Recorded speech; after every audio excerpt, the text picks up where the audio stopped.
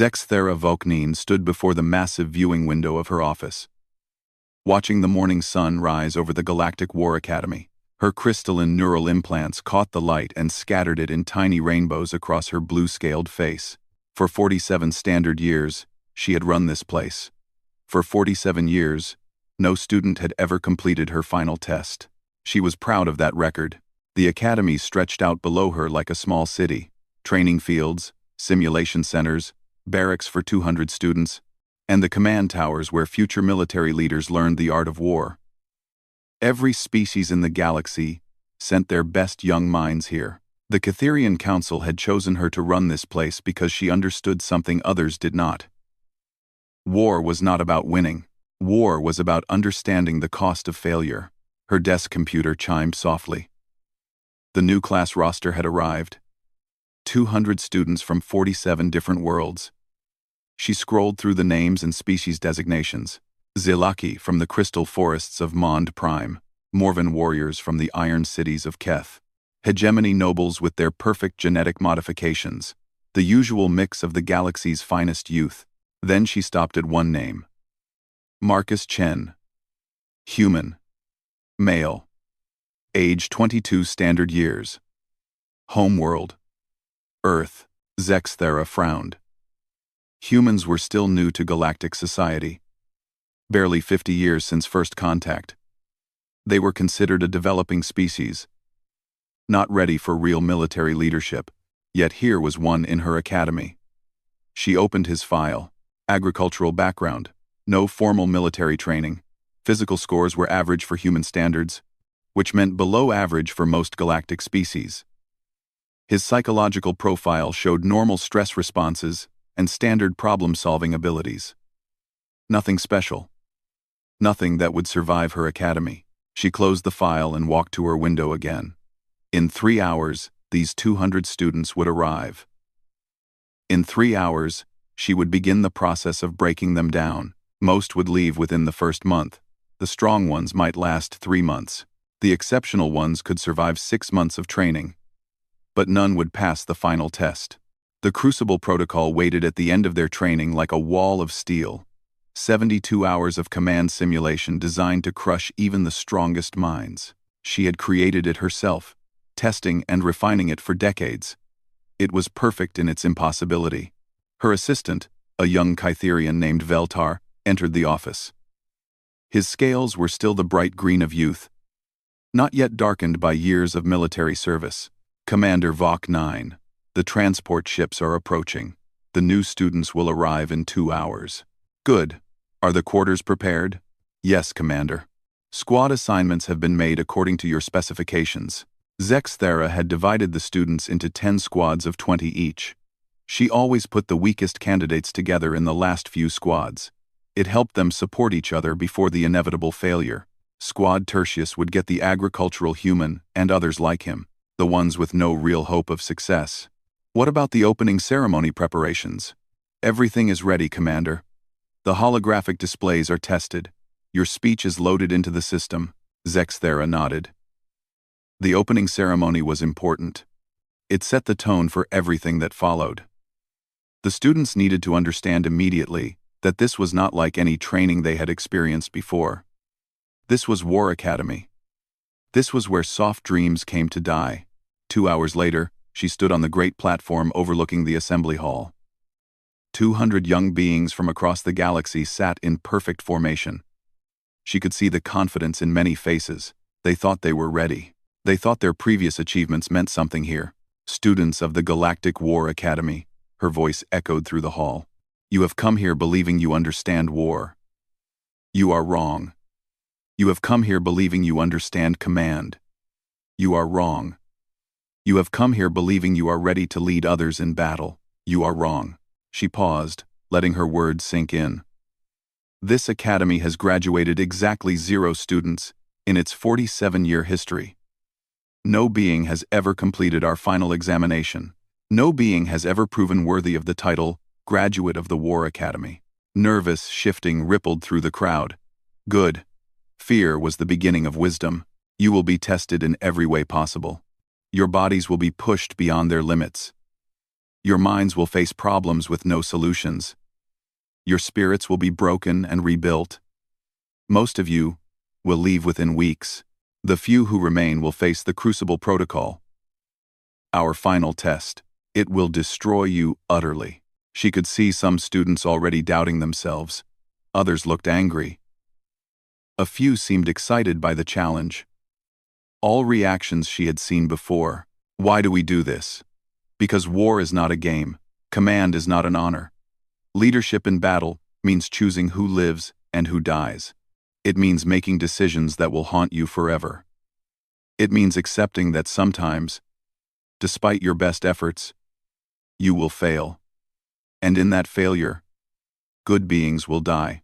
Her eyes swept across the assembly. We do not teach you to win. We teach you to understand the true cost of war. We teach you that glory is a lie told by those who have never seen a battlefield. We teach you that honor means knowing when to surrender, when to retreat, when to accept defeat. She noticed the human sitting in Squad Tertius.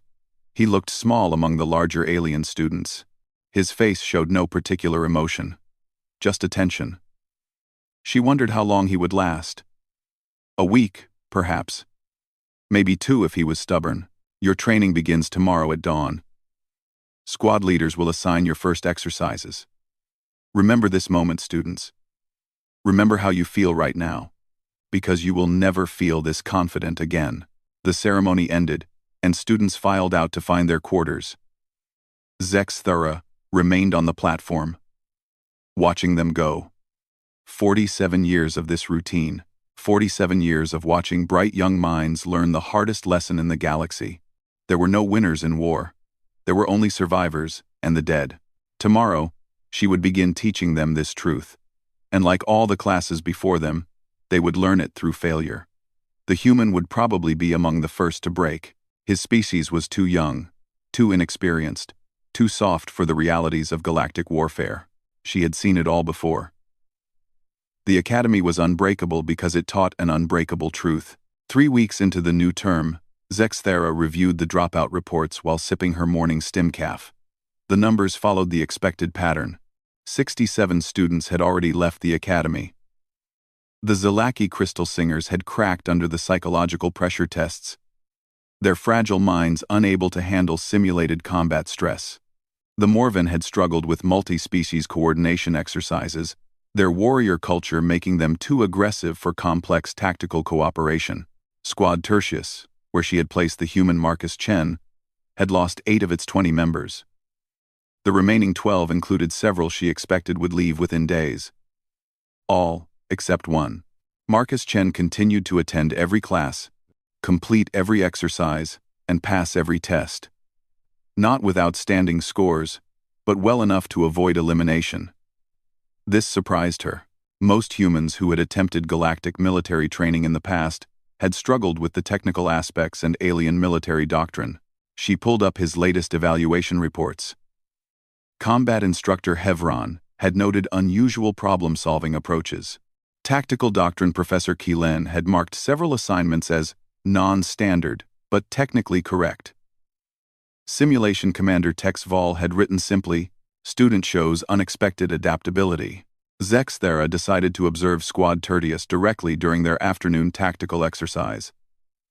She made her way to Training Chamber 7, where students were working through the classic Thermopylae scenario. The simulation placed students in command of a small force, defending a strategic mountain pass against overwhelming odds. Standard doctrine called for calculating optimal retreat vectors, requesting reinforcements, or establishing the longest possible defensive timeline. The purpose was to teach students how to recognize unwinnable situations and minimize casualties while achieving strategic objectives. She watched as each student took their turn commanding the scenario. Velka, a promising Catherian student, managed to hold the pass for 6 simulated hours before ordering a tactical withdrawal. The hegemony Noble Tsar thus lasted 8 hours using advanced defensive technologies before requesting orbital support. Both approaches followed proper military doctrine. Then Marcus Chen entered the simulation pod. Zexthera watched the tactical display as the scenario began. Marcus faced the same situation as every other student. Enemy forces outnumbered his defensive unit 10-1. The pass was the only route to a vital civilian evacuation site. Standard responses were withdrawal, reinforcement requests, or delaying actions. Marcus did something else entirely. "Sir," his simulated communication officer reported, "enemy advance forces are 6 hours from the pass." "Understood. Order all civilian vehicles to begin moving construction equipment to Grid Reference 7 Alpha. Zexthera frowned. Grid Reference 7 Alpha was 20 kilometers behind the pass, in the valley approach to the civilian site. That made no tactical sense. "Sir, that location is not defensible. We should establish positions at the pass itself." "Negative. We're not fighting at the pass. Engineering teams, I need charges placed at these coordinates." Marcus highlighted several points on the tactical map. They were civilian infrastructure sites, power stations, communication hubs, water treatment facilities. The simulation instructor looked confused. Students were not supposed to target civilian infrastructure. That violated the basic principles of galactic warfare conventions. "Sir, those are civilian targets. Military doctrine prohibits. I'm not targeting them for destruction. I'm preparing them for denial. If we lose this position, I don't want the enemy to be able to use local infrastructure to support their advance." Zexthera leaned forward. This was not standard thinking. Marcus was treating the scenario like total warfare, not the limited engagement it was designed to simulate. The exercise continued. Marcus positioned his forces not in the defensive pass, but in hidden locations throughout the valley approach. When enemy scouts advanced through the pass, they found it empty. When their main force moved into the valley, Marcus triggered landslides using the construction equipment and civilian mining charges. The enemy found themselves trapped in a valley with no retreat route, no infrastructure support, and under constant attack from concealed positions. Instead of a direct military engagement, Marcus had created an environment where the superior enemy force was rendered ineffective. When the simulation ended after 4 hours, the enemy commander had requested withdrawal. The civilian site remained secure. Enemy casualties were minimal, but their military objective had been completely frustrated. Marcus exited the simulation pod and saluted Zexthera. "Exercise complete, Commander." "That was highly unconventional, Cadet Chen." "Yes, Commander, but effective. You targeted civilian infrastructure. That violates the galactic warfare conventions." Marcus looked confused. "I didn't target it for destruction, Commander. I prepared it for denial. On Earth, we call this scorched earth tactics. If you can't use something to help you, make sure the enemy can't use it either." Zexthera studied the human's face. He seemed genuinely puzzled by her concern. "Cadet Chen, the conventions exist to prevent unnecessary suffering in war. Civilized species fight with honor and restraint. With respect, Commander, the scenario said the enemy outnumbered us 10-1, and civilian lives were at stake. Restraint seemed like a good way to get everyone killed." After dismissing the squad, Zexthera returned to her office to review Marcus's file again. She pulled up Earth's military history, something she had never bothered to study before. Humans were too new to galactic society to have contributed anything significant to military science.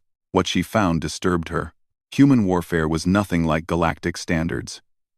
For thousands of years, humans had fought each other with no apparent limits or conventions. Total warfare, scorched earth tactics, psychological warfare, targeting civilian morale and infrastructure, fighting to complete enemy defeat rather than achieving limited objectives. They had concepts like unconditional surrender and total victory. They had sayings like, "All's fair in love and war," and "the only good enemy is a defeated enemy." Their military history was full of examples where weaker forces had defeated stronger ones through tactics that other galactic species would consider dishonorable or excessive. She closed the files and stared out her window. In 6 months, the surviving students would face the Crucible Protocol, the simulation that had defeated every cadet for 47 years. It was designed based on galactic military principles: honor, restraint, acceptable losses, strategic withdrawal. For the first time in decades, Zexthera felt uncertain.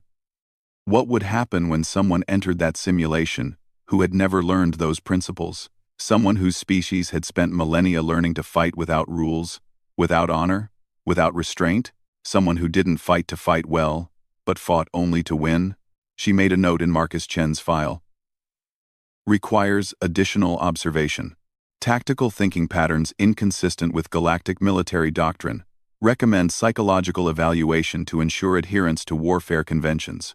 But privately, she wondered if the real question was whether her cherished conventions could survive contact with human military thinking. 16 weeks had passed since the new class arrived. The academy felt empty now, with only 23 students remaining from the original 200. Zexthera walked through the quiet hallways, noting the absence of voices and activity that had once filled these spaces. The survivors were the elite of the elite. Velka, from Kether Prime, ranked first in tactical doctrine. Zarthus, the hegemony noble, whose genetic modifications gave him superhuman processing speed. Kextra, a Morvan warrior poet who combined battlefield prowess with strategic thinking. Each of the remaining 23 had proven themselves extraordinary, all except Marcus Chen, who somehow continued to survive despite ranking 18th out of 23 in overall academic performance. Today marked the beginning of the Crucible Protocol, the final test that would determine who, if anyone, deserved to graduate from the War Academy. Zexthera had spent 47 years perfecting this simulation. It was her masterpiece of impossibility. The test was simple in concept. Each student would command a fleet defending the Academy world against an overwhelming invasion. They had unlimited tactical freedom within the simulation. They could use any strategy, any formation, any approach they could imagine. The only restriction was the physics of space combat and the available resources. The scenario had been refined over decades to be absolutely unwinnable. Enemy forces outnumbered the defending fleet 3-1. Their technology was superior. Their commanders were programmed with perfect tactical knowledge. Most importantly, they could not be reasoned with, bribed, or convinced to withdraw. The point was not to win. The point was to observe how commanders behaved when facing inevitable defeat. Zexthera took her position in the observation center overlooking the simulation pods. Each student would face the scenario alone, in order of academic ranking. She would watch every decision, every command, every moment of growing desperation as reality closed in around them. Velka entered the first pod, the highest-scoring student, pride of Kether Prime. His crystalline neural implants gleamed as the simulation began. Zexthera watched his tactical display as the enemy fleet approached the Academy world. Velka fought brilliantly. His formations were textbook perfect. His use of defensive technologies maximized the effectiveness of his outnumbered fleet. He managed to destroy twice his weight in enemy vessels before the inevitable became clear. After 6 hours and 43 minutes, Velka transmitted his surrender. Standard military protocol called for preserving lives when victory became impossible. He had fought with honor and skill before accepting defeat. Excellent performance, Zexthera noted in her evaluation. Student demonstrated proper understanding of acceptable loss ratios and strategic withdrawal protocols. Zar thus took the second pod. His hegemony training emphasized technological superiority and genetic perfection. He lasted 7 hours and 12 minutes, using advanced shield harmonics and quantum torpedoes to inflict devastating casualties on enemy forces. But numbers eventually overwhelmed even superior technology. His surrender came with a formal statement preserving the honor of his genetic line and requesting terms for civilian evacuation. One by one, the students entered the pods. Each fought courageously. Each used different tactics and approaches. Each eventually reached the same conclusion. Defeat was inevitable, and honor lay in minimizing further casualties. Kextra, the Morvan warrior, lasted 8 hours and 6 minutes, the longest so far. Her aggressive tactics and willingness to sacrifice ships for strategic advantage impressed even Zexthera. But even Morven courage had limits when mathematics made victory impossible. By the end of the first day, 15 students had completed the scenario. None had lasted more than 9 hours. All had surrendered when continued fighting would only increase casualties, without changing the outcome. This was exactly what Zexthara expected. The scenario taught the most important lesson in military command: knowing when to stop fighting. War was not about glorious victory. War was about understanding costs and making rational decisions. The second day saw 5 more students attempt the Crucible. Results followed the same pattern: brilliant tactics, courageous fighting, eventual recognition of reality, honorable surrender. Each confirmed what Zexthara had always believed about warfare and command. On the third day, only 3 students remained. Marcus Chen was scheduled for the afternoon session, ranked 18th out of the original 23. Zexthara expected him to perform poorly. His academic scores were the lowest among the survivors. His tactical doctrine knowledge was weak. His simulation scores were merely adequate. She watched as the 2 highest-ranked remaining students took their turns. Both performed admirably, lasting 6 and 7 hours respectively before making the rational choice to surrender. Then Marcus Chen entered simulation pod number 7. Zexthara reviewed his file one final time as technicians prepared the scenario. Agricultural background. No formal military training. Tactical innovation scores marked as non-standard.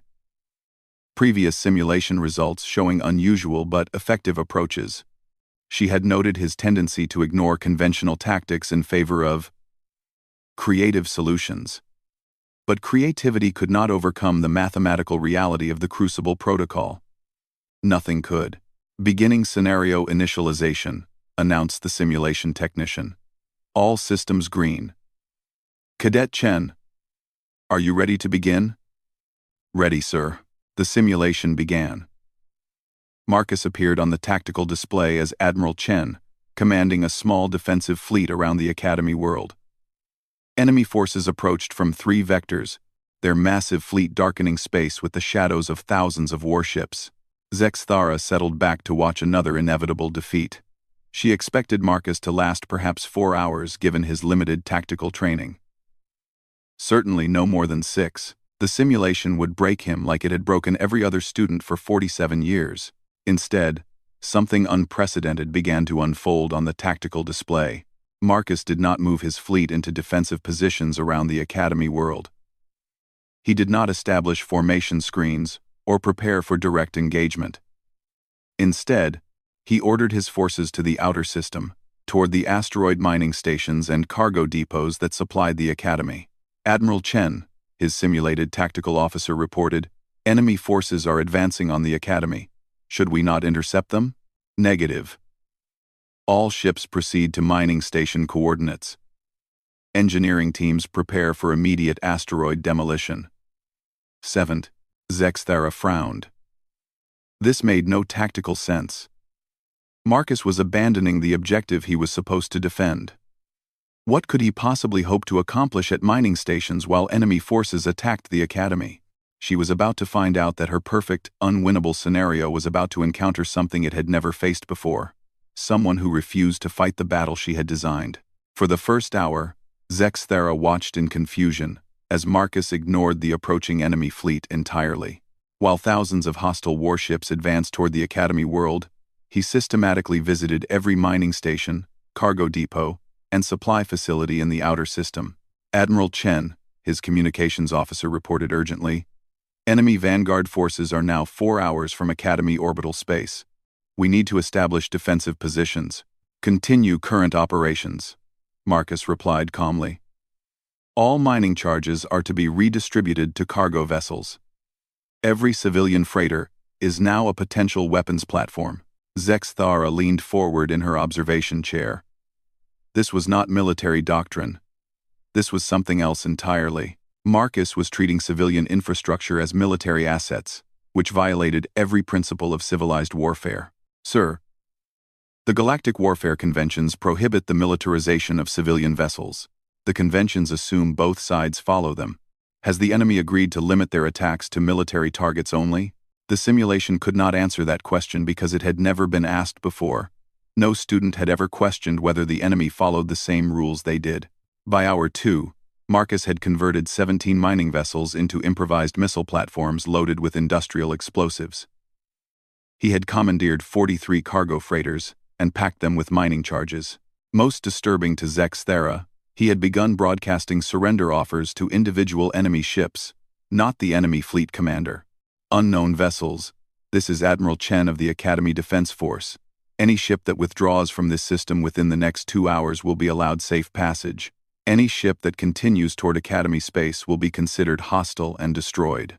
Zex Thera had never seen a student attempt to negotiate with the enemy.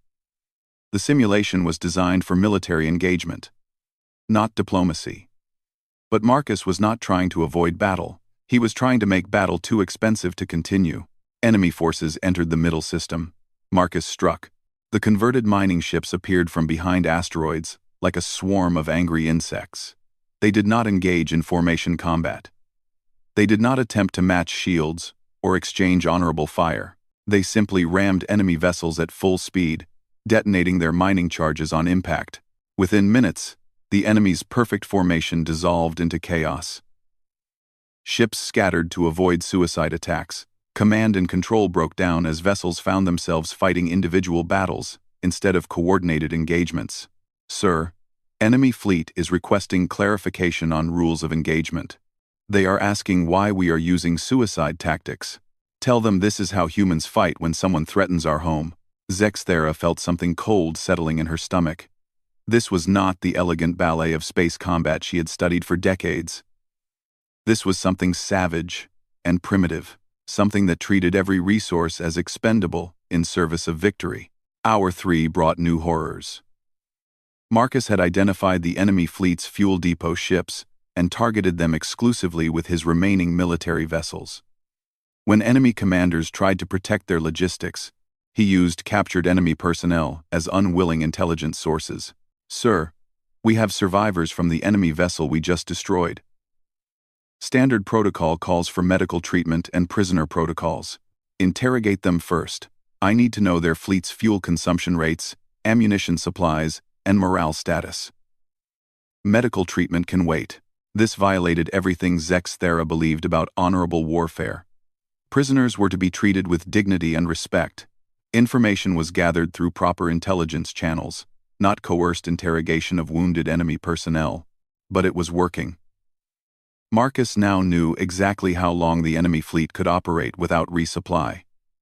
He began systematically destroying their ability to continue fighting, rather than fighting their warships directly. Hour 4 shattered Zex Thera's understanding of the scenario entirely. Marcus had begun broadcasting enemy casualty reports to their home worlds. Real-time death tolls. Names of destroyed ships, personal messages from captured personnel, describing the conditions of battle. Sir, why are we transmitting enemy casualties to civilian populations? Because wars are not fought in space. Wars are fought in the minds of people who send their children to die. If their families know the real cost, they might decide the Academy world is not worth it. The enemy fleet began receiving communications from their home governments, queries about casualty rates, questions about the necessity of the mission, demands for explanations about why so many were dying for a single world. Marcus had weaponized public opinion. He had turned the enemy's own families against the war effort. Hour 5 brought complete breakdown of enemy morale. Marcus had destroyed their fuel supplies, eliminated their logistics support, and turned their home populations against them. But he was not finished. He began systematically targeting enemy medical ships and rescue vessels, not to destroy them, but to capture them and broadcast the medical treatment of enemy wounded to their home worlds. Attention enemy fleet, your wounded are receiving medical care according to Academy standards. Your command staff has abandoned injured personnel in favor of continuing military objectives. We are treating your people better than your own commanders. Zex Thera watched in growing horror as enemy ships began surrendering individually. Not because they were defeated militarily, but because their crews no longer believed their commanders cared about their survival. This was psychological warfare on a scale she had never imagined. Marcus was not just fighting the enemy fleet. He was fighting their will to continue fighting. Hour 6 ended with something that had never happened in 47 years of simulations. The enemy fleet was not destroyed. It was not even militarily defeated. But it was broken. Ship after ship transmitted surrender or withdrawal requests. Their commanders found themselves commanding crews who refused to continue fighting. Marcus had won not by defeating the enemy, but by making victory too psychologically expensive to pursue. When the simulation ended, Zexthara sat in stunned silence. Her perfect scenario lay in ruins, not because it had been solved, but because someone had refused to accept its fundamental assumptions. Marcus exited the simulation pod and saluted. Exercise complete, Commander. Academy world secure. Enemy fleet withdrawn. For the first time in her long military career, Zexthara had no words. She had witnessed something that challenged everything she believed about warfare, honor, and victory. She had witnessed a human fight, a war the way humans actually fought wars, without rules, without restraint, without mercy. And terrifyingly, it had been completely, devastatingly effective. Zexthara sat alone in her office for 3 hours after the simulation ended. The tactical recordings played on repeat across her wall displays, showing Marcus Chen's systematic destruction of everything she had believed about warfare. She had created the Crucible Protocol to teach students the hardest lesson in military command, that sometimes, despite all skill and courage, you must accept defeat. Marcus Chen had refused to learn that lesson. Instead, he had taught her one she never expected. A soft chime announced a visitor. Marcus stood at her door, still wearing his simulation suit, looking surprisingly calm for someone who had just shattered 47 years of military tradition. "You wanted to see me, Commander? Sit down, Cadet Chen." Zexthara gestured to the chair across from her desk. "I need to understand what I just witnessed." Marcus sat quietly, hands folded, waiting for her questions. His manner was respectful but not apologetic. He showed no awareness that he had done anything unusual. "The Crucible Protocol has been attempted by over 3,000 students in my 47 years running this academy. Every single one has failed. The scenario is mathematically impossible to win.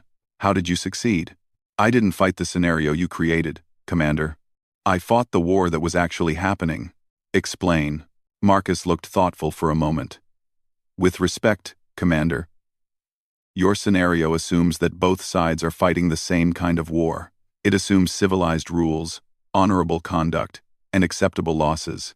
It assumes that military objectives matter more than victory itself." Zexthara felt her neural implants growing warm as they processed this statement. "Those assumptions are the foundation of all galactic warfare. They separate civilization from barbarism. Maybe. But on Earth, we learned something different. We learned that the most important rule of war is that there are no rules when survival is at stake." Marcus stood and walked to her window, looking out over the academy grounds.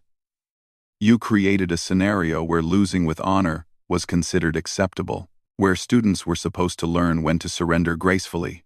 But Commander, respectfully, that's not war, that's sport. War is not sport, Cadet Chen. War is the most serious responsibility a commander can face. Yes, it is. Which is why you fight to win, not to fight well."